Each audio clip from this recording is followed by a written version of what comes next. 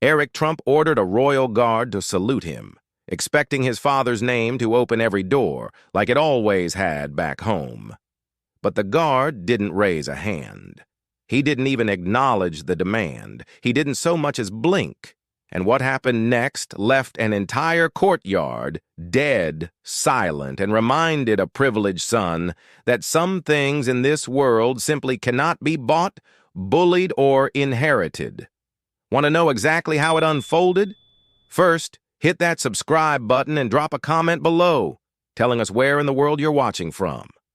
Now, without further ado, let's get into it. You know those particular London afternoons where the sky hangs like hammered pewter and there's just enough wind to make the Union Jack snap lazily above Buckingham Palace? The kind of day where the air tastes faintly of rain that hasn't quite decided to fall yet, and tourists cluster 3 deep behind the rope barriers, phones already lifted, waiting for that first glimpse of scarlet and gold that signals the changing of the guard is about to begin. That's exactly what it was like when the convoy of jet-black SUVs came rolling through those massive wrought-iron gates. Vehicles so sleek and heavily tinted they looked like they'd been carved from obsidian. You could spot them from 5 blocks away. That unmistakable American diplomatic look, reinforced plating thick enough to stop a small rocket, windows darker than sunglasses at midnight, and that subtle but unmistakable air of extremely important people inside.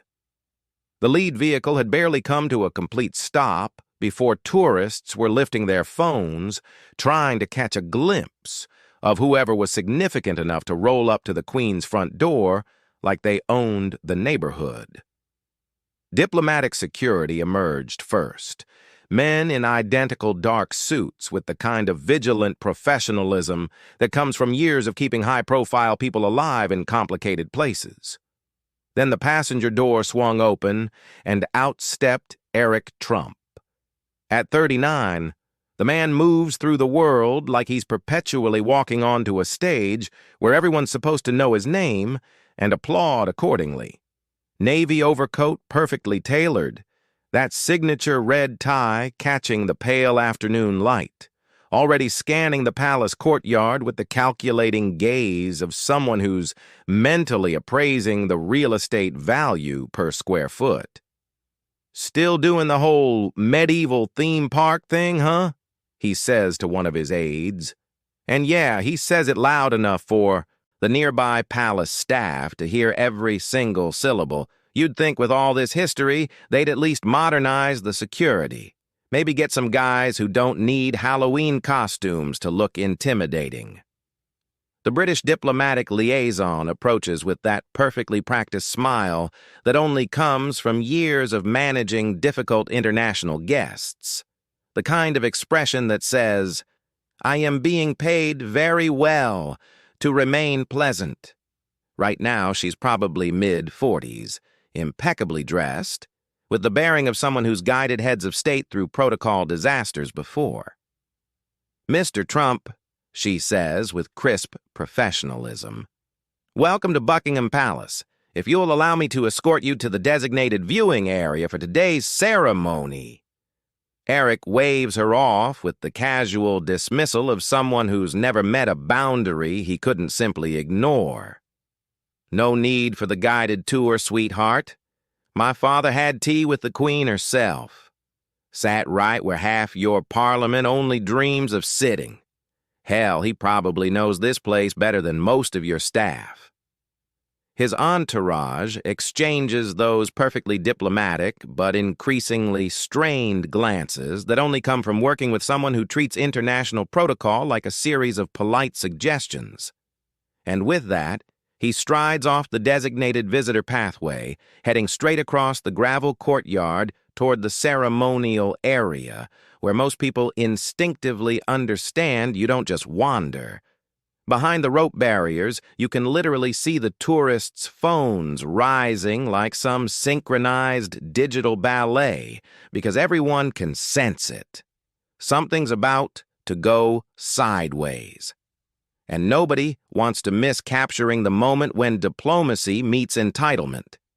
What Eric Trump doesn't know, what most tourists never realize, is that the motionless figure in scarlet standing at his ceremonial post isn't just some theatrical prop in a bearskin hat. Sergeant Dominic Ware, 34 years old, Coldstream Guards, has been standing at perfect attention for exactly 47 minutes. Not a blink, not a twitch, not the slightest acknowledgement of the growing crowd or the approaching commotion. His crimson tunic is pressed so sharp you could probably cut yourself on the creases. His boots polished to a mirror shine that's reflecting the gray London sky. And his eyes are fixed straight ahead with that 1,000-yard stare that only comes from serious military training. But here's what Eric doesn't understand about this particular guy. In a costume. Sergeant Ware isn't just some palace decoration. This man served 2 tours in Afghanistan as part of Operation Herrick, providing security for forward operating bases in some of the most hostile territory in Helmand Province. We're talking about the kind of deployment where maintaining your position under pressure isn't just ceremonial, it's literally life or death. During his second tour, he was part of the security detail at Camp Bastion when Taliban forces launched a coordinated attack on the base perimeter. Mortar rounds were falling like deadly rain. Automatic weapons fire was raking the compound, and chaos was erupting on all sides, while other personnel were evacuating to hardened shelters. He refused to abandon his assigned post at the main gate until every single person in his sector was accounted for and safely evacuated. His citation reads, Sergeant Ware displayed exceptional composure under extreme duress, maintaining his position under sustained enemy fire and ensuring the safe evacuation of 14 civilian contractors and 6 wounded personnel. His unwavering discipline under life-threatening conditions exemplifies the highest traditions of military service. But that's not even the whole story. 3 months later, during a supply convoy escort mission through the Guresk Valley, Ware's unit came under coordinated small arms fire from Taliban insurgents positioned in compounds along the route.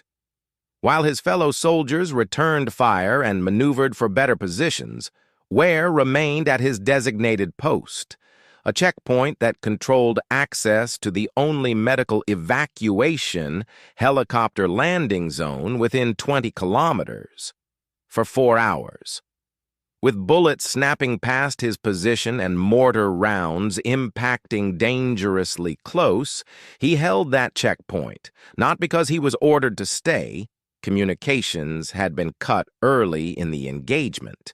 He stayed because he understood that abandoning his post could mean wounded soldiers wouldn't make it home alive. The citation for that action used words like extraordinary personal courage and selfless devotion to duty under the most extreme circumstances imaginable. The kind of composure that doesn't just happen, it gets forged in places where silence can mean survival and breaking formation can cost lives. So, when Eric Trump's gaze lands on him across that gravel courtyard, he's not looking at some high-tech mannequin they wheel out for the tourists. He's looking at a combat veteran who's forgotten more about real authority and earned respect than most people ever learn. Now that's what I call commitment to the bit. Eric announces, pointing toward Ware with the casual gesture you'd use to select something from a restaurant menu. Wonder if he's even real or just some sophisticated animatronic they've got running on a loop. His aide, a nervously looking man in his 20s who's probably already calculating how many apology calls this afternoon is going to require, shifts uncomfortably. Sir, perhaps we should stick to the scheduled tour activities. But Eric's already moving, striding across that ancient courtyard with his trademark swagger, leaving his entire entourage scrambling to keep up while trying to maintain some semblance of diplomatic dignity. A small British girl, maybe 6 or 7, tugs on her mother's coat sleeve with the kind of insistent urgency only children can manage. "Mom, is that man allowed to walk over there? There's a rope for a reason, isn't there?" Her mother doesn't answer immediately. When she does, her voice carries that careful tone parents use when they're trying to explain something complicated to a child while also processing their own discomfort. "No, sweetheart, but some people think rules are just suggestions that apply to other people." Eric stops just a few feet from Sergeant Ware, close enough to make it personal, far enough to maintain plausible deniability if anyone questions his proximity to the ceremonial post. He folds his arms and tilts his head like he's examining a particularly interesting museum exhibit. "Incredible attention to detail," he says, projecting his voice for the benefit of the growing audience. "I mean, the commitment to the performance is almost believable. You'd think they'd at least program in some blinking, though. Maybe a little eye movement to make it more lifelike." A few uncomfortable chuckles ripple through his immediate entourage. The kind of forced laughter that says, "I have to find this funny because he's my boss, but honestly, this is getting really weird and I wish I was anywhere else right now." Ware doesn't react. Not even a flutter of his eyelids. His rifle remains at precisely the regulation angle, his white-gloved hands positioned exactly as protocol demands, his gaze fixed on that distant point that guards are trained to focus on, as unmoved by the commentary as the ancient palace stones beneath his polished boots. An elderly gentleman wearing a faded military blazer with a small parachute regiment pin on the lapel shakes his head slowly. He's standing near the middle of the crowd, probably in his 70s, with the kind of weathered face that suggests he's seen his share of conflicts. "That one held the line at Bastion," he murmurs to his companion, his voice carrying just enough to be heard by those nearby. "Mortar rounds, falling like hail, Taliban trying to breach the perimeter, and he never moved from his post. You think he's going to break formation for some rich boy's tantrum?" Eric tries a different approach, spreading his arms in that exaggerated, "come on, be reasonable" gesture he's perfected over years of expecting automatic cooperation. "You salute your commanders, don't you? I've been saluted by Marines, Navy SEALs, Army Rangers, guys who've seen actual combat in places most people can't even pronounce. Hell, I even got a salute from a French general once, and trust me, that's harder to earn than you'd think." He actually mimics a military posture for a moment, raising his hand in what he probably thinks is a crisp salute, but comes across as more of a theatrical gesture that would be amusing if it weren't so deeply inappropriate given the setting. The crowd has gone notably quieter now. Phones are still up, but the expressions behind them have shifted from curiosity to something approaching genuine concern. This isn't entertainment anymore. It's starting to feel like watching someone who fundamentally doesn't understand where they are or what they're dealing with. "Come on," Eric continues, his voice taking on that edge of someone who's not accustomed to being ignored. "Just a little acknowledgement. Show some respect for our transatlantic alliance. Some basic courtesy between allies. That's not too much to ask, is it?" Behind the barriers, you can actually feel the collective intake of breath from the watching crowd.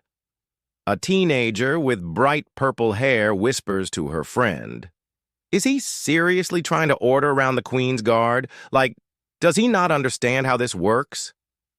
Apparently not, comes the reply from a girl wearing a university sweatshirt. This is either really brave or really, really stupid. I'm definitely going with stupid, like impressively stupid. Ware's expression reveals absolutely nothing. If he's registered Eric's presence at all, there's no external sign of it. His breathing is so controlled it's barely visible. His posture so perfect, it could have been carved from the same stone as the palace itself. The discipline isn't performative. It's bone deep. The kind that gets ingrained through years of training and tested under the worst possible circumstances. What? You too good to acknowledge me? The bravado is starting to crack around the edges now, revealing something sharper and more frustrated underneath.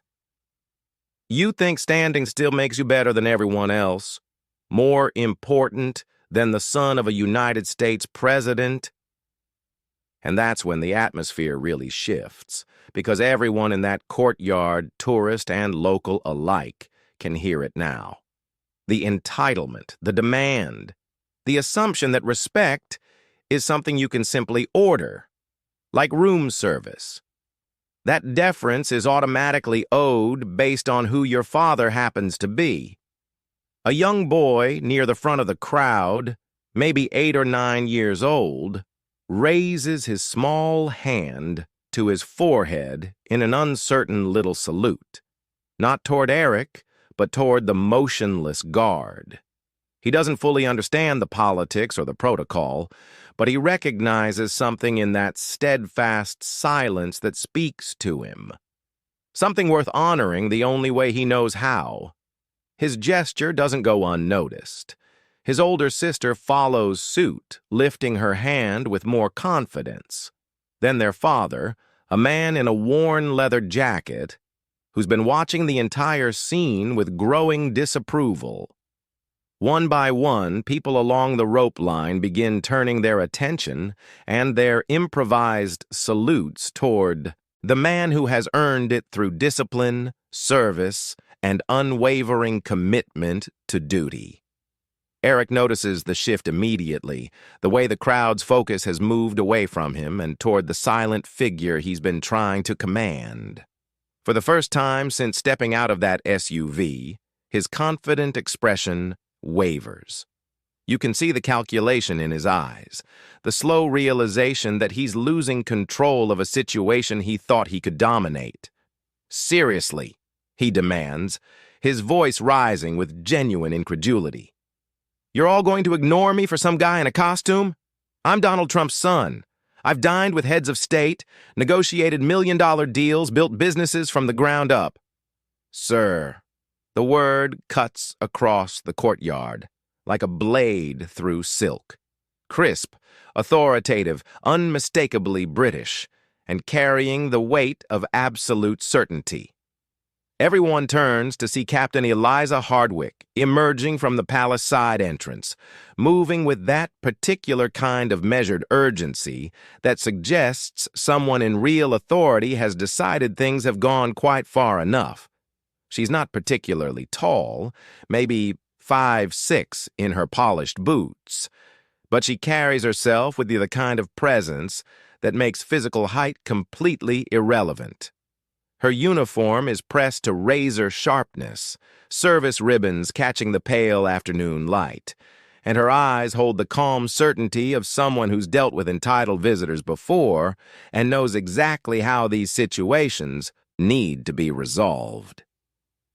I'm Captain Hardwick, Royal Household Protocol, she announces, her voice carrying that distinctly British quality of being perfectly polite, while simultaneously brooking absolutely no argument whatsoever. This is a restricted ceremonial area. I must ask you to return to the designated viewing path immediately.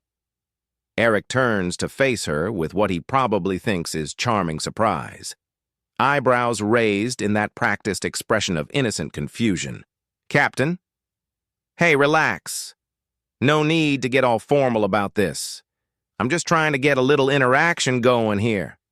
Some mutual respect between allies. You know, basic diplomacy. Her expression doesn't shift by even a millimeter. The kind of professional composure that comes from years of managing situations exactly like this one. Respect, sir, is demonstrated by following established protocols, not by demanding acknowledgement from soldiers who are performing their ceremonial duties. Their duty. Eric gestures toward Ware with obvious frustration, his voice carrying that tone of someone explaining something he considers blindingly obvious. Their duty is to stand there and look impressive for the tourists. I'm asking for 30 seconds of actual human interaction, a simple gesture of recognition between representatives of allied nations. Their duty, Captain Hardwick replies, her voice taking on the weight of centuries of tradition and military protocol, is to maintain the dignity and discipline of the crown, something they accomplish through silence and steadfast commitment, not through performance or acknowledgement of individual demands. Behind her, almost as if summoned by some invisible signal, a second Coldstream guard has quietly moved into position. Not threatening, not aggressive, just present. A reminder that while one guard might appear isolated, he's never truly alone. The entire institution stands behind him. Eric glances between the two uniformed figures, clearly beginning to realize that the dynamics have shifted against him in a fundamental way. Look, this is getting blown completely out of proportion. All I wanted was a simple salute. Basic diplomatic courtesy, the kind of gesture that happens between allies every single day. Diplomacy, Captain Hardwick says with devastating calm, each word precisely chosen and delivered with surgical precision, doesn't involve harassing soldiers who cannot respond without breaking centuries of established protocol. The crowd has gone completely silent now. Even the usual background noise of London traffic seems muted, as if the entire city is holding its breath.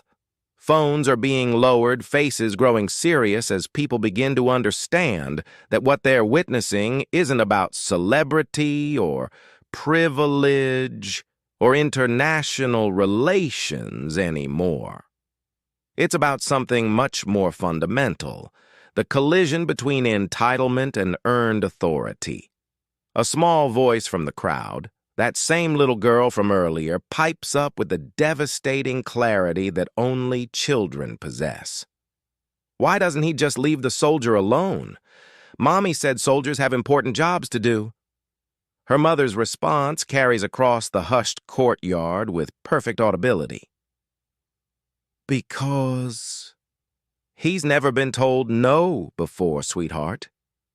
Some people think the whole world should stop what it's doing to pay attention to them. Eric's face flushes, not with embarrassment, but with the slow, burning realization that he's not just being refused. He's being dismissed by everyone present, the crowd, the officials, even the silent guard who won't dignify his demands with so much as a glance. You can see the exact moment it hits him. That dawning awareness that his usual tools aren't working here.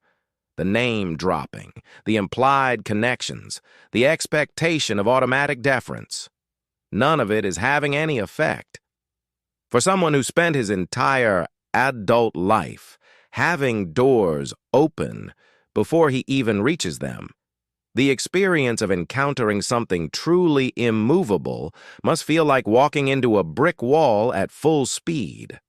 Captain Hardwick takes a measured step forward, her voice carrying the full weight of institutional authority backed by centuries of tradition.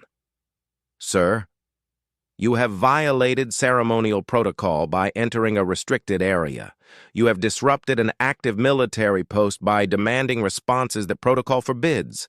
And you have ignored multiple polite requests to return to the appropriate viewing area. This interaction is now concluded. She nods almost imperceptibly toward the palace security officers who have been waiting discreetly nearby, professional and patient. They move forward, not aggressively, not with any show of force, just with the quiet certainty of people who know their job and intend to do it properly. "You're having me removed?" Eric's voice cracks slightly, the polished confidence finally giving way to genuine surprise, mixed with indignation. "Do you have any idea who I am? Who my father is? The kind of relationships we have with your government?" Captain Hardwick's response is delivered with the precision of a master swordsman. "Yes, sir. You're a visitor who has forgotten where they are and what behavior is appropriate here." The security officers flanking Eric don't touch him, don't apply force, don't even speak. They simply position themselves and wait, their presence making it abundantly clear that he has exactly two choices: walk with whatever dignity he can preserve, or be escorted in a manner that preserves none of it. For a long, tension-filled moment, Eric stands frozen between his options. His gaze sweeps the courtyard, taking in the silent guards who haven't acknowledged him, the disapproving crowd that's turned against him, the uniformed officers waiting patiently for his decision. "This is ridiculous," he mutters. But the fight has gone out of his voice, completely blown out of proportion over a simple request. Finally, he straightens his tie with unnecessary emphasis and declares loud enough for everyone to hear, "This whole country's living in the past anyway. No wonder you needed us to bail you out twice in the last century." The insult hangs in the air like smoke. But no one takes the bait. No one responds with anger or indignation. The silence that follows is more damning than any retort could have been. He turns and begins walking toward the palace gates. The security officers fall into step beside him, close enough to make their point absolutely clear, far enough to preserve what's left of his dignity. His own entourage trails behind at a respectful distance, eyes carefully averted from the crowd that's watching their retreat. Behind them, Sergeant Ware remains exactly as he has throughout the entire encounter, unmoved, unshaken, unbowed. The verbal assault, the demands, the proximity of celebrity and wealth, none of it has touched him. He stands as he did before Eric arrived and will continue standing long after the motorcade disappears into London traffic. The crowd watches the retreating figure in absolute silence. Not jeering, not mocking, not celebrating, just observing the natural consequence of demanding respect you haven't earned from people who understand the difference between authority and authoritarianism. As Eric approaches the waiting motorcade, you can see the diplomatic staff scrambling to manage the situation. Phones already out, probably making the first of many damage control calls that will follow this incident.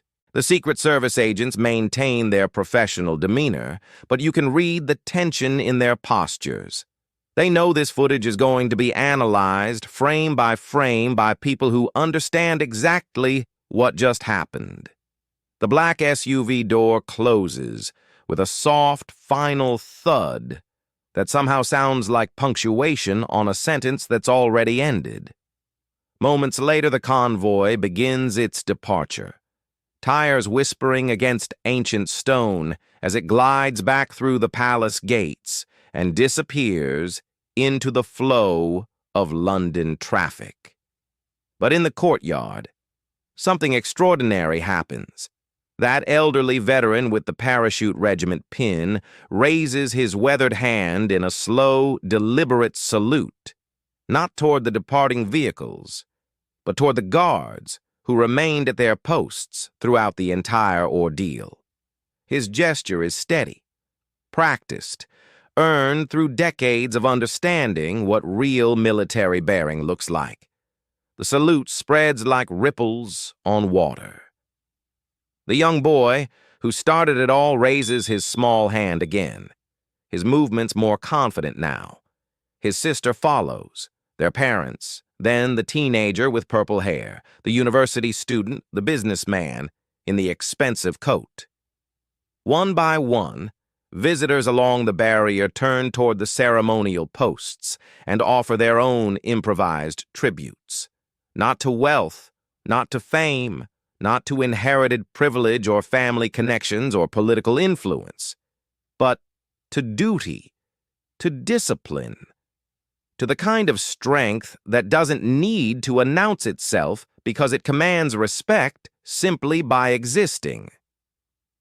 Captain Hardwick observes the scene for a moment, her professional mask slipping just enough to reveal what might be satisfaction.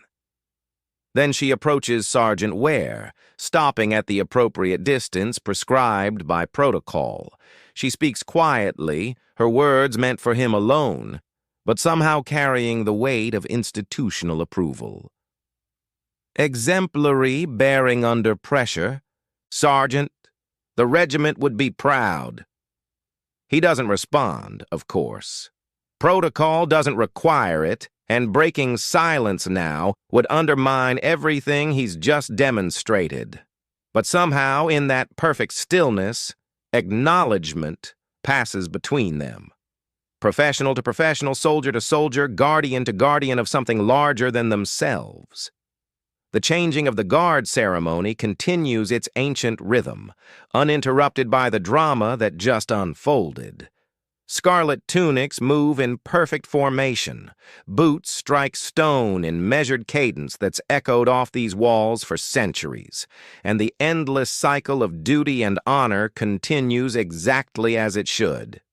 As the formal ceremony begins, the tourists who witnessed Eric's confrontation don't disperse.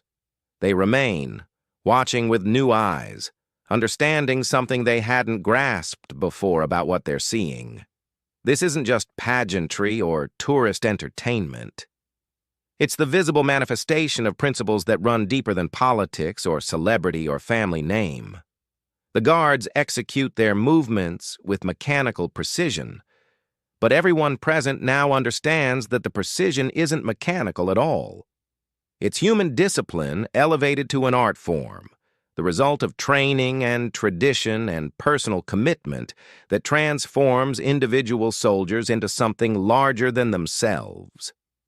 A teenager filming with his phone turns to his friend, his voice subdued. "Did you see how the guard never even looked at him?" "Not once." "That's the whole point," comes the reply from a girl who's been watching with obvious fascination. "Some things are bigger than whoever's standing in front of you." An American woman, probably in her 50s, speaks to her husband in a voice tinged with embarrassment. "I can't believe he did that. Made us all look like entitled tourists." Her husband replies quietly, "He made himself look entitled. The rest of us just learned something about what real strength looks like." And that's the truth that settles over the courtyard. As the ceremony continues, Eric Trump arrived expecting deference based on his name, his connections, his assumption that privilege translates automatically into respect. Instead, he encountered something he'd probably never faced before: absolute indifference to everything he thought made him important. Not hostile indifference, not angry rejection, just the complete absence of acknowledgement that his demands deserved any response at all. The guards continue their duties, the tourists continue watching, and the ancient stones of Buckingham Palace continue standing. All of them part of something that predates celebrity culture, social media influence, and the assumption that being loud enough automatically makes you right. Somewhere in London traffic, a convoy of black SUVs carries away a man who learned, perhaps for the first time in his privileged life, that there are still places in this world where your last name means nothing. Your father's achievements don't transfer, and respect must be earned, one moment of disciplined silence at a time. The guards remain at their posts, unmoved and unmovable, protecting something far more valuable than any palace or crown jewel. The principle that true strength never needs to prove itself to anyone. As the afternoon light begins to fade, and the ceremony draws to its close, the tourists start to disperse. But they move differently now, more thoughtfully, more quietly. Because every person who witnessed that confrontation leaves understanding something fundamental about the difference between demanding attention and commanding respect. They've seen what happens when manufactured authority meets earned discipline. They've learned that sometimes the most powerful response to unreasonable demands isn't a response at all. They've discovered that in a world of constant noise and performance, there's still profound strength in choosing silence over spectacle. So here's the question that everyone in that courtyard walked away asking themselves. When someone demands respect, they haven't earned. Should you give it to them anyway, just to avoid conflict? Or should you stand your ground the way Sergeant Ware did, silent, disciplined, and absolutely unmovable in the face of pressure? And maybe the bigger question for all of us in our age of social media and instant reactions, where everyone expects immediate acknowledgement and response, is there still power in choosing dignity over drama, in staying silent while someone else makes all the noise? When privilege meets principle, which one should win? Drop your thoughts in the comments below. We genuinely read every single one. And these conversations about earned respect versus inherited entitlement matter more than you might think. If this moment moved something in you, if it made you think about what real strength looks like when it doesn't need to announce itself, hit that like button. It honestly helps more than you know and tells us you want to see more stories about the incredible discipline these guards demonstrate every single day. Make sure to subscribe and tap that notification bell so you never miss our daily stories about the men and women who guard these ancient traditions with nothing more than their unwavering commitment to duty. And if you know someone who thinks power means making noise until people pay attention, someone who believes privilege should automatically translate to respect, share this video with them. They might learn something about what real authority actually looks like when it doesn't need to demand acknowledgement. Our next Royal Guard story is already waiting on your screen. And trust me, it's another moment that will make you think about strength, silence, and what happens when entitlement meets earned respect. Click it now, and we'll see you tomorrow with another story that proves the same truth over and over again. Real authority doesn't demand recognition. It simply stands. And when it does, even the loudest, most privileged voices in the world discover they have nothing left to say.